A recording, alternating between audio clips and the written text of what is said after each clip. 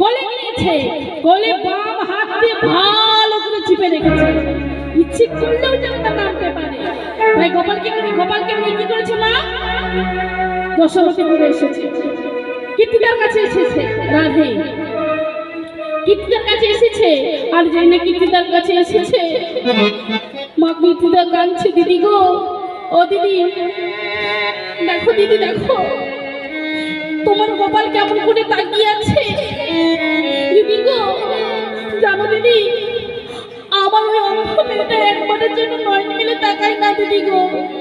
এই বলে যেই না মা কান্না শুরু করেছে, মা যশোদাও কান্না শুরু করেছে। গোপাল মনে মনে ভাবছে, ও মা, তোমাদের কান্না করে যদি এত শখ থাকে তবে আমাকে নামিয়ে করো না। যত গোপাল ছটফট করছে, মা বাঁ হাতে ভালো করে গোপালকে চিপে রেখেছে। এবার গোপাল মনে মনে ভাবলো, মা তুমি আমাকে এত সহজে নামাবে না, তাই না? তোমার একটা ক্ষতি যতক্ষণ না আমি করি ততক্ষণ তুমি আমাকে নামাবে না। তাই মায়ের গলায় ঝুলেছিল গজমতির মালা। তাই গোপাল কি করেছে, মায়ের গজমতিকে গজমতি ছড়িয়ে গেল। গোপাল মা বললো, গোপাল তোকে আমি নামাই না বলে তুই আমার গজমতির হাতটা ছেড়ে নামবি তো? এই বলে যেই না গোপালকে নামিয়ে দিয়েছে, এপাশে মা আপন মনে গজমতির হাত মালা ঘুরছে, পুঁতিগুলো ঘুরছে। আর ওপাশে গোপাল হামাগুড়ি দিতে দিতে দিতে দিতে দিতে দিতে দিতে দিতে রাধারানীর কাছে এসে রাধারানীর মুখে হাত রেখে বলছে, ও রাধারানী এসেছি এসেছি এসেছি এসেছি এসেছি এসেছি এসেছি এসেছি মিলে তাকাও, এসেছি এসেছি একবার ফিরে তাকাও, এসেছি এসেছি।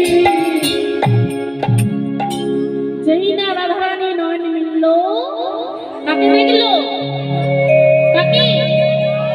গোপালকে। তাহলে জন্মের প্রথমে কাকে দেখেছে? ভগবানকে।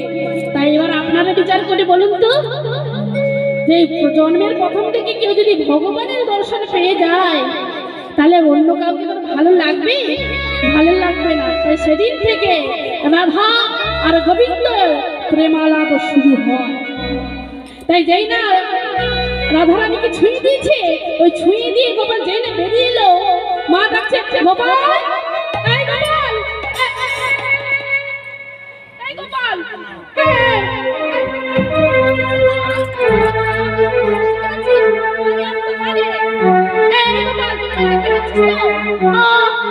আমি তোর মা, তুই দেখতে পাচ্ছিস তো? যেই না মা কীর্তিদা এসে বলছে, দিদি গো, তুমি তোমার গোপালের চোখে হাত বুলোচ্ছ, তোমায় দেখতে পাচ্ছি কিনা? না না না, আমি জানি আমার গোপালের চোখে না কিছু পড়েছে, তাই আমি হাত বুলোচ্ছি। না দিদি না, আমি সবই বুঝতে পারছি। তুমি ভেবেছো আমার অন্ধ মেয়েকে ছুঁয়ে তোমার গোপাল অন্ধ হয়েছে? না গো দিদি না। দেখো দিদি দেখো, তোমার গোপালের পরশে তোমার ওই অন্ধ মেয়েটা নয়নে মিলে তাকিয়েছে। তাই দিদি গো, আমি বলেছিলাম আমার মেয়েকে কেউ যদি ভালো করে দেয়, আমি আমার মেয়েকে তার কাছে সারা জীবনের জন্য দিয়ে দেব। তাই দিদি গো, আমি তোমার গোপালের কাছে আমার মেয়েকে সঁপে দিয়েছি।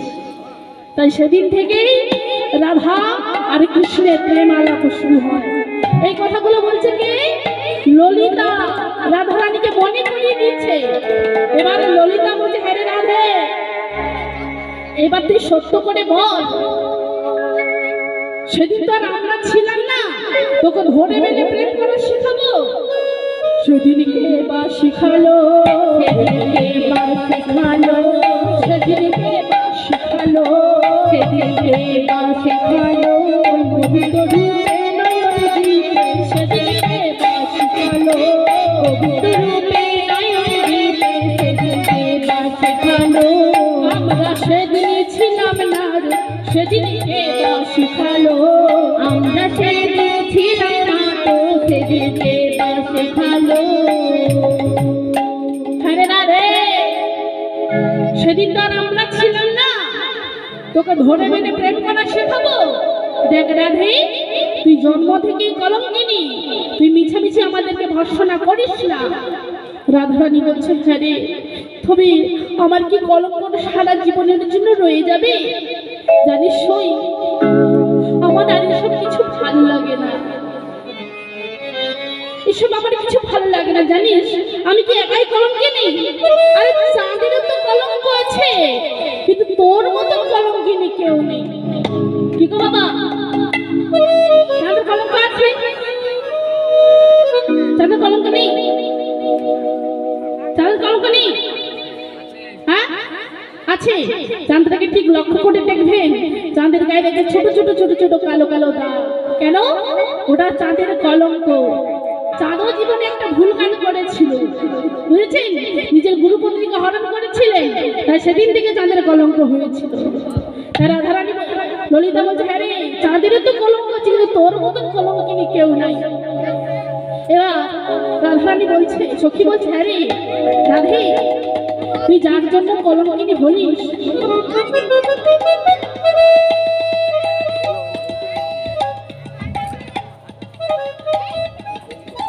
হ্যাঁ রে রাধে, তুই যার জন্য কলঙ্কিনী, তুই তাকে একবার বলে দেখ না, সে তোর কলঙ্কটা মুছতে পারে কিনা। তাই যাই না বলেছে, রাধারানী গিয়েছে কোথায়? কৃষ্ণচন্দ্রের কাছে। কৃষ্ণচন্দ্রের কাছে কি বলছে? ওগো বধূ হে, বধূ হে,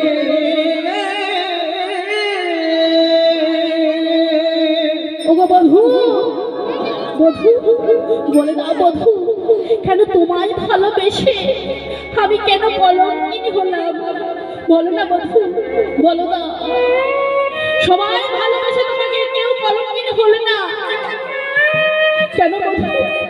তোমায় ভালোবেসে আমি কেন কলঙ্কিনী হলাম? বধূ তোমারও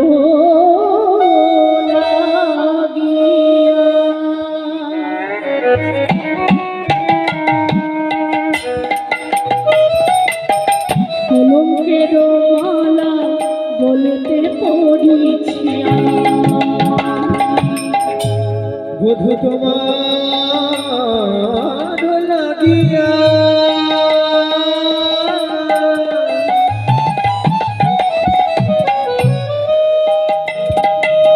কলঙ্কের মালা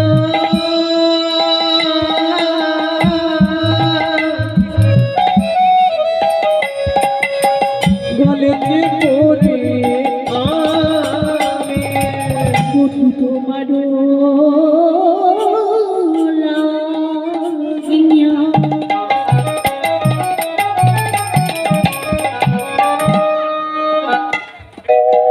কলঙ্কের মালা বলতে পড়েছি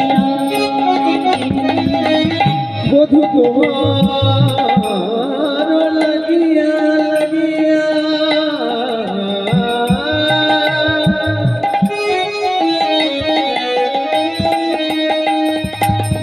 কলঙ্কের মালা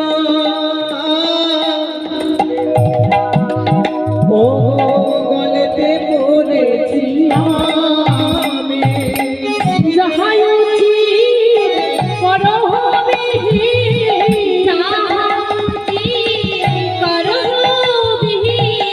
যাহাই উচিত পরাণ বধূয়া।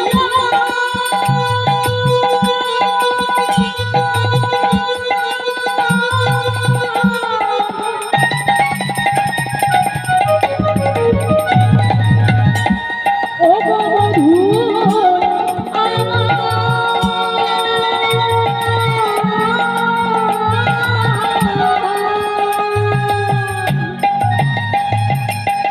যাহাই উচিত করবিহীন, যাহাই উচিত করবিহীন, ওহে জগতের স্বামী, ওহে জগতের স্বামী। যাহাই উচিত করবিহীন, যাহাই উচিত করবিহীন, ওহে জগতের স্বামী।